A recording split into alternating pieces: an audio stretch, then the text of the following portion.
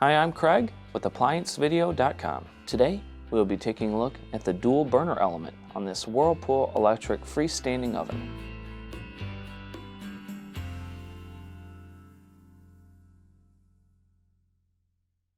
Stop. Before beginning any repair, always be sure to disconnect the power to the appliance. It is also recommended to test the outlet for the proper voltage. The main reason why you'd be replacing your dual element is if one of the portions does not light up or it will not heat at all. Now, click on the link below to view this repair video.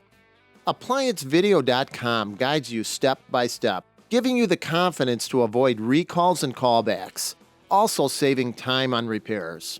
Whether you're up against an uncommon repair or the latest appliance on the market, our videos have been created with you in mind. Our growing library of videos have been produced using our factory-certified technicians who have extensive infield experience over the past 30 years. ApplianceVideo.com provides high-quality repair videos that anyone can follow, regardless of their skill level. We are here to help. Click on the link below to view this repair video and let us help you do it right the first time.